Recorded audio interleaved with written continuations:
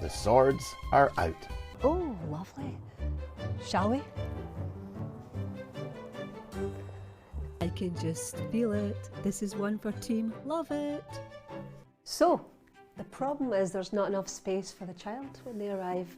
But I do have a solution. Maybe a tent outside. Oh, thank you. Such a gentleman. Scotland is absolutely gorgeous. This is the area of the most famous battle in Scottish history, Bannockburn. Actually, we're currently in Winds of Milton. What? Yeah, Bannockburn's just over the hill. How do you know that? It's called research, Gordon. But it is beautiful, isn't it? Hey, it's always sunny in Scotland. Shh, that's the best kept secret.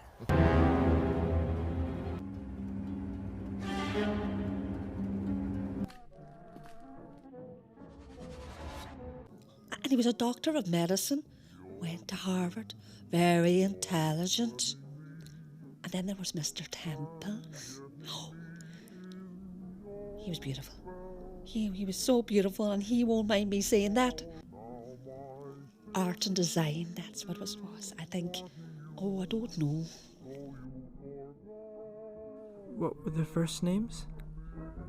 Christopher Mulholland and Gregory Temple. They're the two guys that went missing out of thin air. Don't you remember this? No, they were not here. Drink up your tea there. It's getting cold. I'm not saying that they were the guests. I'm just saying that they're the same names. Isn't that weird? I mean, you can look it up. It's what really happened. Oh, their families must be devastated and in bits. I would know what to do if it was me. I would know I'd bear it.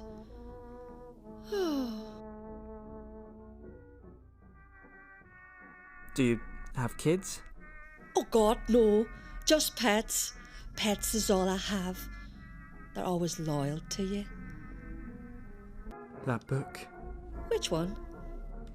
That book. The process of embalming. I was in that field for many years, so I was. Before I got into hospitality, that is.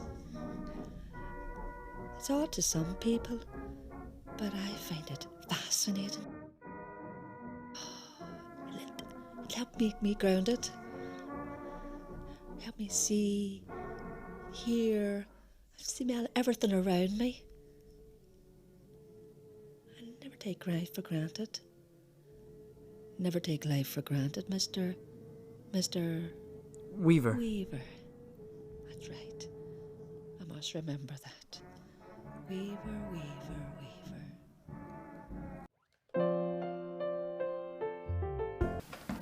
What do you think of this university course that Gavin's on?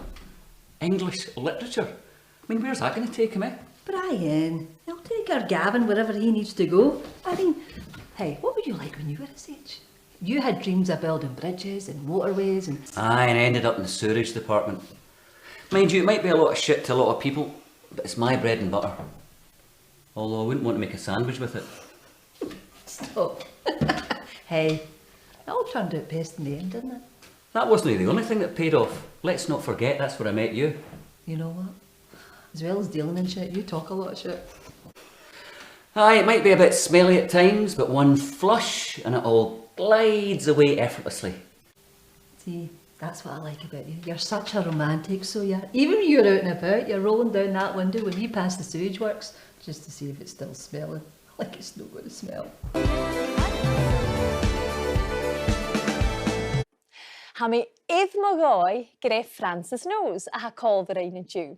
I'm delighted to welcome our first ever guest on Speak Gaelic. By learning Gaelic, I can connect to my roots.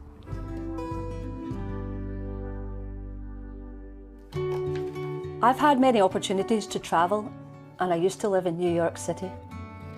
A city where you hear many languages. I'm fascinated by the way people communicate and have spent time learning different languages over the past 20 years.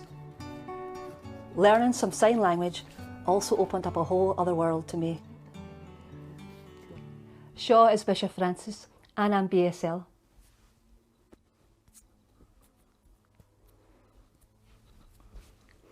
Pancreatic cancer? Jesus, I knew very little about it. And when the doctor broke the news to me, I couldn't believe what he was saying. I wanted to break down and cry. And then I looked at you. And I seen how well you were dealing with it, and I said, I've got to put a face on this. And it was in that moment that I thought to myself, that's why I married you, Brian Gourley. For your strength and your courage and your ability to face up to things no matter what. And not forgetting the love they've always shared for me and the kids. Oh, Brian, please pull through this. I need you. Please stay. For me, Gavin and Sarah.